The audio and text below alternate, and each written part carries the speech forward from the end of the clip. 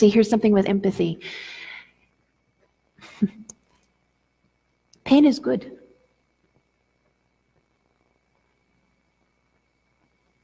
You look at me like, what? No, pain is a good thing. Pain is a gift. Pain tells us where our limits are.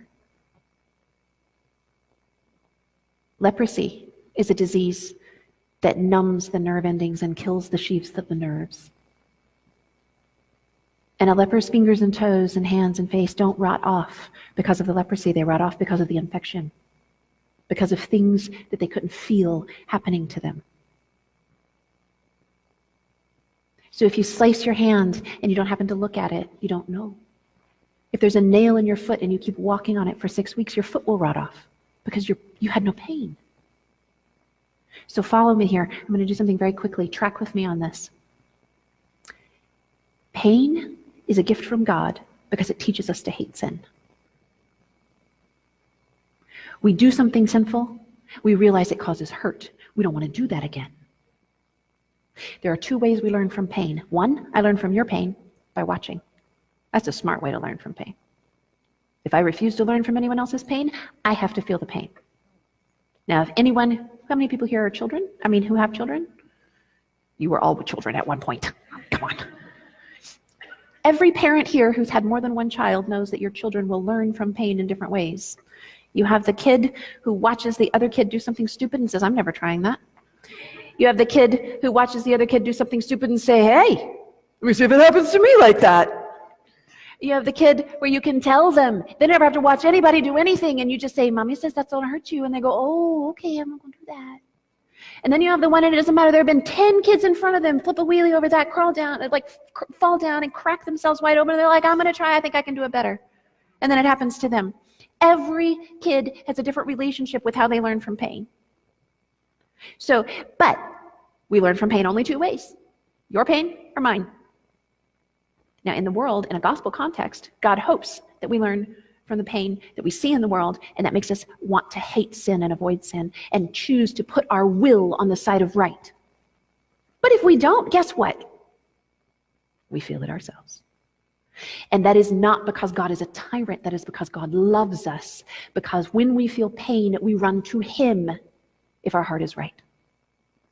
Now, track with me just a little bit more, and I know we got a couple more questions, and then we'll take a little break. But hey, we're doing good.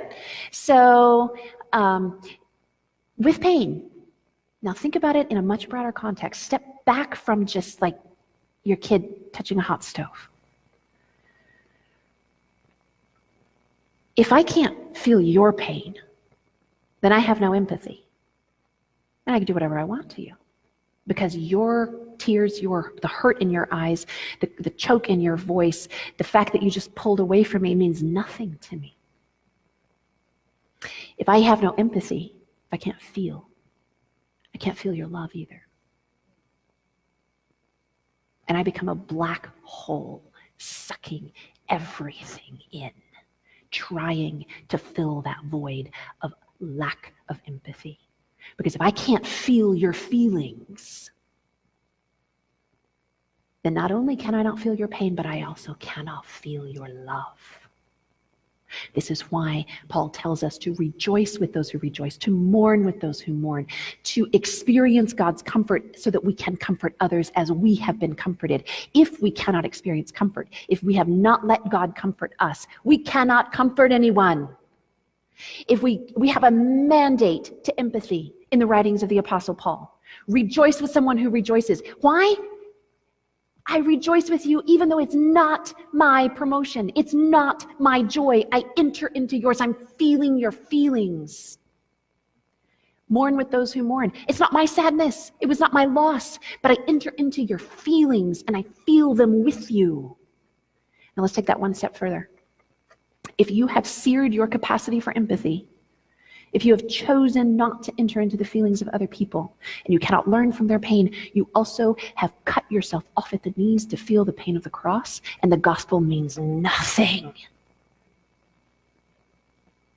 When we deal with a lack of empathy, and we are dealing with a colossal lack of collective empathy in our society today, and there are a whole host of reasons for that would be an entire weekend seminar on something else.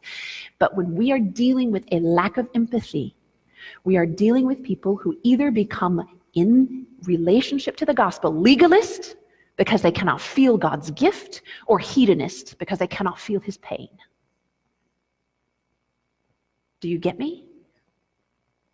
When we do not have empathy, the rise of narcissism and the plummet of empathy in the rates in our society are directly related to abuse, and they are directly related to misunderstanding, misinterpreting, and completely disconnecting from the gospel. God can do nothing for someone who cannot and will not feel his pain or his love. We become Pharaoh and King Saul.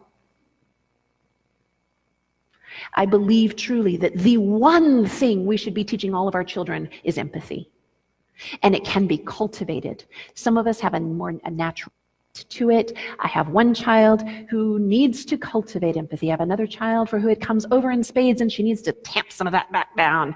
And we are all wired differently, but we must all work on connecting with the feelings of others.